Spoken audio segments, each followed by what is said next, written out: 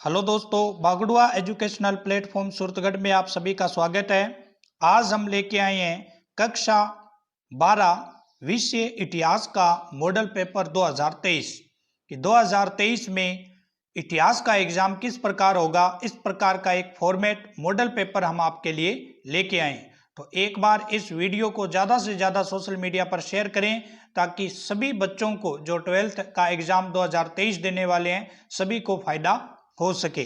आप देख सकते हैं स्क्रीन पे अवधि आपकी 3 घंटे 15 मिनट की होगी, पूर्णांक 80 होगा। इसके अंदर 4 भागों में क्वेश्चन पूछे जाएंगे। ज्ञान के 26 अंक बाहर है, अबोध के 34 अंक बाहर है, अभिव्यक्ति या ज्ञानोपयोग के 15 अंक बाहर है और मौलिकता और कौशल के 5 अंक बाहर है। टोटल करेंगे तो 80 होगा। प्रश्नों के प्रकारवार अंक भार अगर देखें तो वस्तुनिष्ठ प्रश्न इस बार 12 पूछे जाएंगे, अति लघुतरात्मक प्रश्न 17 पूछे जाएंगे, लघुतरात्मक प्रश्न 13 पूछे जाएंगे, दीर्घ उत्तरीय प्रश्न 4 पूछे जाएंगे और निबधात्मक प्रश्न 2+1 मतलब 3 पूछे जाएंगे। तो इस प्रकार टोटल जो योग होगा इनका अगर योग करें तो कितना होगा 49 क्वेश्चन होंगे। अंक बार आप देख सकते हैं वस्तुनिष्ठ जो प्रश्न होगा वो 1 नंबर का होगा और अति लघुतरात्मक प्रश्न भी 1 नंबर का होगा, लघुतरात्मक प्रश्न 2 नंबर के होंगे, दीर्घ उत्तरीय जो होंगे वो 3 नंबर के होंगे और निबधात्मक प्रश्न जो होंगे वो 4 या 5 नंबर का होगा। तो इस प्रकार टोटल 100% आप इधर देख सकते हैं और 49 जो है क्वेश्चन पूछे जाएंगे। अगर हम सिलेबस की बात करें, आपका पाठ्यक्रम की बात करें तो हड़प्पा जो सभ्यता है, पहला जो आपका चैप्टर है हड़प्पा सभ्यता, ईंट मणके और अस्थियां, वो 6 नंबर का है। मतलब इसमें से 6 अंक बाहर के क्वेश्चन आपसे पूछे जा सकते हैं। 2 पूछा जा सकता है, 3 हो सकता है कि 2-2 के 3 पूछ ले, ऐसा भी हो सकता है वस्तुनिष्ठ इसमें से पूछ ले या कोई बड़ा क्वेश्चन पूछ ले। तो ये जो अंक बाहर है इसका 6 नंबर का है। आरंभिक राज्य और अर्थव्यवस्था, राज्य, किसान और नगर, ये आपका 5 नंबर का चैप्टर है। आरंभिक समाज, बंधुत्व, जाति और वर्ग, ये भी 5 नंबर का है। सांस्कृतिक विकास, विचारक, विश्वास और इमारतें, ये 6 नंबर का रहेगा। यात्रियों के नजरिए, समाज के बारे में उनकी समझ, ये 5 नंबर का रहेगा। भक्ति, सूफी परंपराएं, धार्मिक विश्वास में बदलाव और श्रद्धा ग्रंथ, ये 6 नंबर का रहेगा। एक साम्राज्य की राजधानी विजयनगर, ये 5 नंबर का रहेगा। किसान, जमींदार और राज्य, कृषि समाज और मुगल साम्राज्य, ये 5 नंबर का रहेगा। शासक, इतिवृत्त, मुगल दरबार, ये 4 नंबर का रहेगा। उपनिवेशवाद और देहांत, सरकारी अभिलेखों का अध्ययन, ये भी 4 नंबर का है।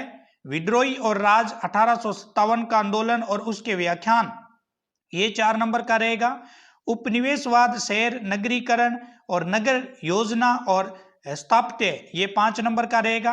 महात्मा गांधी और राष्ट्रीय आंदोलन, सविनय अवज्ञा और उसके से आगे, ये 5 नंबर का चैप्टर है। विभाजन को समझना, राजनीति, समर्थी अनुभव, ये 5 नंबर का रहेगा। संविधान का निर्माण, नए युग की शुरुआत, ये भी 5 नंबर का रहेगा।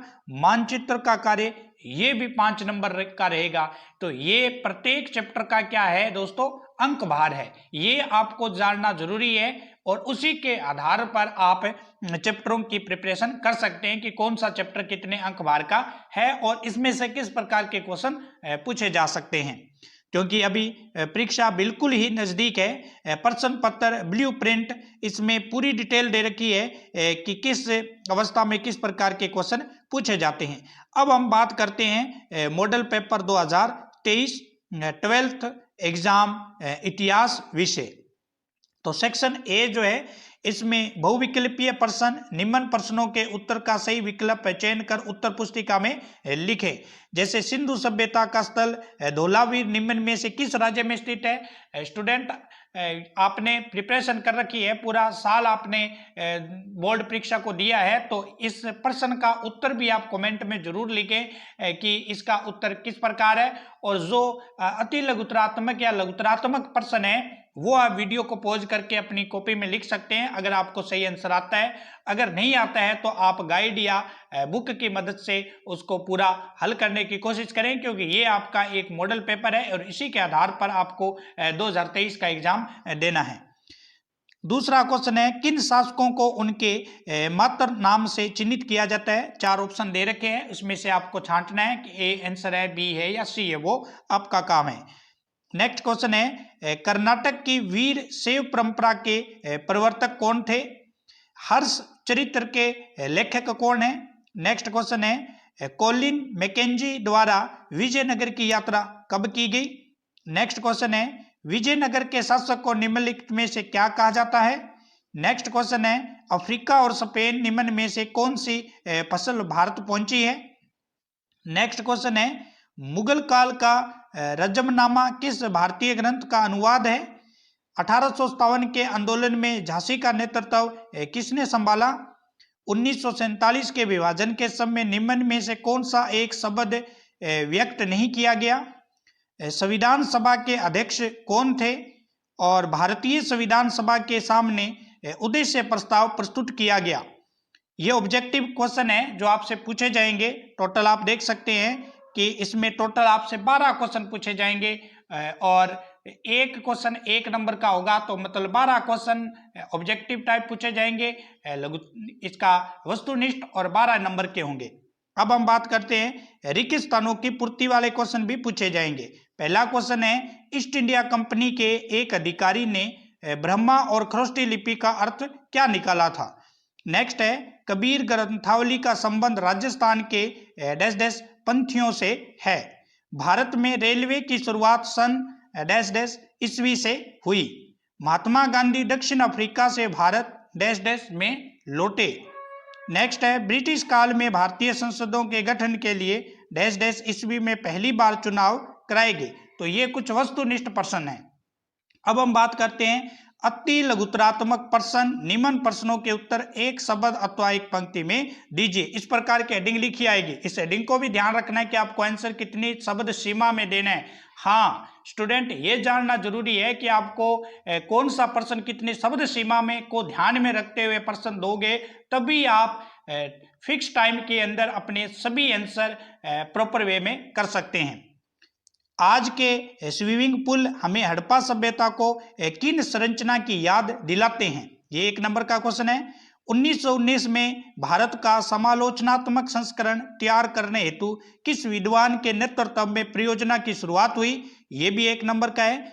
आरंभिक समाज में बहिर्विवाह पद्धति से क्या तात्पर्य है? ये भी 1 नंबर का है। अरबी में रचित अल बिरूनी की प्रसिद्ध कृत्य का नाम लिखिए। 1 नंबर का क्वेश्चन रहेगा। आरंभिक भक्ति आंदोलन के आलवार किसको अपना इष्ट देव मानते हैं? ये भी 1 नंबर का रहेगा। मंदिर स्थापत्य के संदर्भ में गोपुरम किसे कहते हैं? 1 नंबर का क्वेश्चन है ये।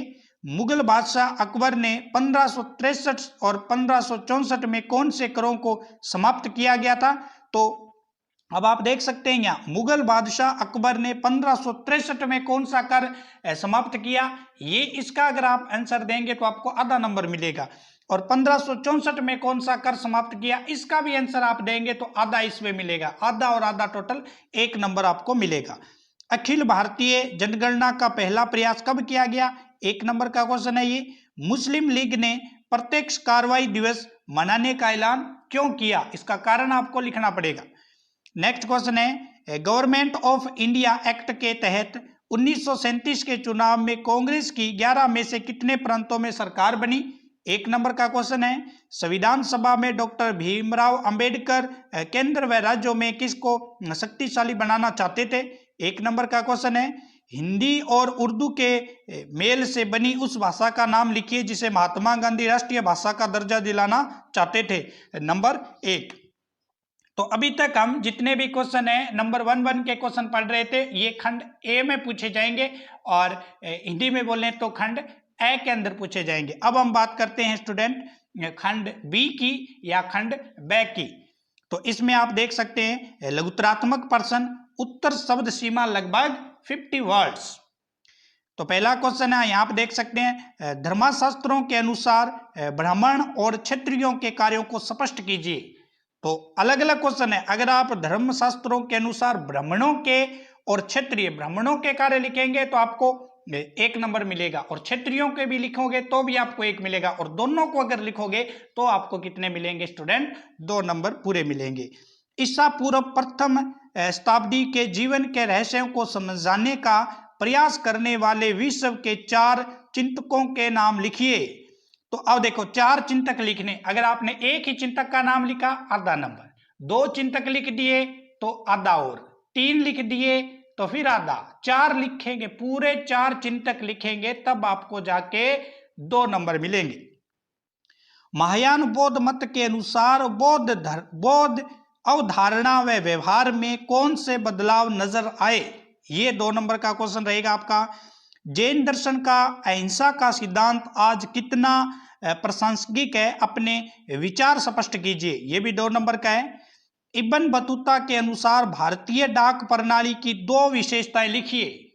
2 विशेषताएं आपको लिखनी है।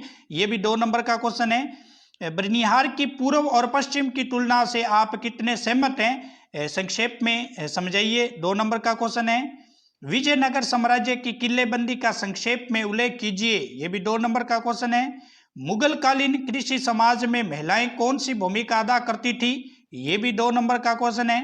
मुगल कालीन खुदाकास्त व फाइकास्त किसानों में अंतर स्पष्ट कीजिए। हाँ, अगर आप खुदाकास्त किसानों में अंतर स्पष्ट करेंगे, दोनों को ऐसे कॉपी को डिवाइडेशन करके एक तरफ आप लिखेंगे खुदाकास्त, एक तरफ लिखेंगे पाईकास्त, फिर उनमें डिफरेंस आप अगर बताएंगे तब जाके आपको स्टूडेंट 2 नंबर मिलेंगे।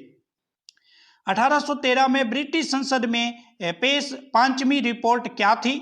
नेक्स्ट क्वेश्चन है, उपनिवेशवाद के कुदाल व हल से क्या तात्पर्य? आपको कुदाल भी लिखना पड़ेगा और हल भी लिखना पड़ेगा, तब जाके इनमें अगर आप तात्पर्य बता पाएंगे तो आपको 1 और 1 2 नंबर मिलेंगे। आजादी के समय एक अकेली फौज के रूप में गांधी जी के सांप्रदायिक सद्भाव के प्रयास को स्पष्ट कीजिए। तो ये खंड बैक के अंदर क्वेश्चन रहेंगे जो लगभग हमने देखा 2 नंबर के आसपास के क्वेश्चन थे। अब बात करते हैं स्टूडेंट आपका एग्जाम इतिहास 12th कक्षा के खंड सी की, दीर्घकालीन उत्तरीय शब्द सीमा 100 शब्द, 100 शब्द में आपको आंसर लिखना है। कबीरदास आज भी उन लोगों के लिए प्रेरणा का स्रोत है जो सत्य की खोज में रूढ़िवादी धार्मिक सामाजिक संस्थाओं, विचारों और व्यवहारों को प्रश्नवाचक दृष्टि से देखते हैं। विश्लेषण कीजिए। 3 नंबर का क्वेश्चन है। 1857 के विद्रोह को कुचलने के लिए अंग्रेजों ने क्या कदम उठाए? 3 नंबर का क्वेश्चन रहेगा। औपनिवेशिक शहरों में रिकॉर्ड संभाल कर क्यों रखे जाते थे? यह भी 3 नंबर का क्वेश्चन है।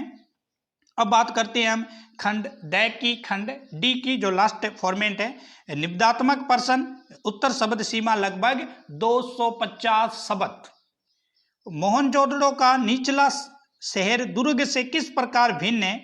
क्या दुर्ग पर माल गोदाम तथा विशाल स्नान घर के अतिरिक्त भी अन्य संरचनाएं भी थी? इसका आंसर, अगर इसका आंसर नहीं आता है तो आप अथवा वाले का आंसर दे सकते हैं। हड़प्पा निवासियों के निर्वाह के तरीके का विवेचन कीजिए। ये 4 नंबर के क्वेश्चन है, अथवा में है, आप कोई भी आंसर दे सकते हैं।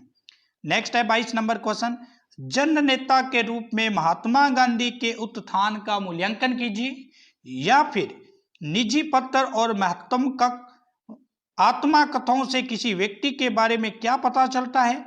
ये स्रोत सरकारी ब्यूरो से किस तरह से भिन्न है? इसका आंसर दे सकते हैं। ये भी 4 नंबर का क्वेश्चन है। भारत के रेखा मानचित्र में निम्नलिखित स्थलों को अंकित कीजिए। तो आपको भारत का जो नक्शा है उसका पिन पॉइंट पता होना चाहिए, प्रत्येक जगह पता होनी चाहिए, कौन सी जगह भारत के नक्शे में कहाँ है। 28 के 28 स्टेट आपको पता होना चाहिए। उसके अंदर भी अगर कोई इंपॉर्टेंट स्थल है वो भी आपको पता होना चाहिए। कर्क रेखा कहाँ से गुजरती है नक्शे में वो पता होना चाहिए। ग्रीनविच रेखा जो है वो उसमें भारत के साथ क्या रिलेशन है वो पता होना चाहिए।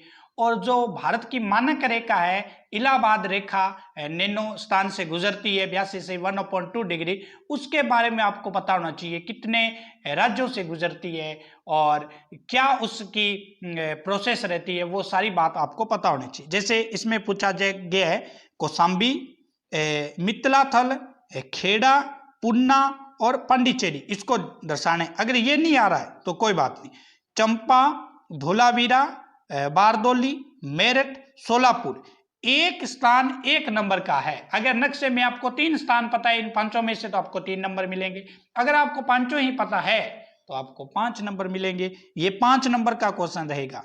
तो ये आज का था इतिहास का मॉडल पेपर कि किस प्रकार के क्वेश्चन पूछे जाते हैं, आपके सिलेबस को किन भागों में डिवाइडेशन किया गया है, कौन सा चैप्टर कितने अंक बाहर का ये बताया गया है और किस प्रकार के क्वेश्चन पूछे जाएंगे। ये एक मॉडल पेपर है जो 2023 के प्रिपरेशन में आपको बहुत ही, एक बार अगर आप इसको देखेंगे और कमेंट में जरूर बताएं कि इसमें से आपको कितने क्वेश्चन आ रहे हैं। ये जरूरी नहीं है कि यही पेपर वहां मिलने वाला है, लेकिन ये मॉडल पेपर से हमें ये पता चलता है कि एग्जाम का फॉर्मेट क्या रहेगा 2023 का। तो ये मैंने आज आपको बताने की कोशिश की है। तो एक बार सोशल मीडिया पर जरूर इसको शेयर करें और चैनल पर पहली बार विजिट कर रहे हैं तो सब्सक्राइब जरूर कर लें, क्योंकि अब एग्जाम के काफी नजदीक हम पहुंच गए हैं, काफी कम समय बचा है, इसलिए हम प्रतिदिन किसी ना किसी मॉडल पेपर को लेके आएंगे जो 12th और 10th के एग्जाम में अपने आप में एक बहुत ही इंपॉर्टेंट साबित होगा। तो स्टूडेंट फिर मिलते हैं किसी न्यू पेपर के साथ जो आपका मॉडल पेपर होगा, और मैं कोशिश करूंगा कि एक दिन में 2 या 3 मॉडल पेपर आपको समझा सकूं, जिससे कि आपकी प्रिपरेशन में भी बहुत ही ज्यादा सहयोग मिले। कमेंट में जरूर लिखें आपको कितने आंसर आए हैं। कल मिलते हैं new examination 12th model paper 2023 के लिए। तब तक के लिए धन्यवाद।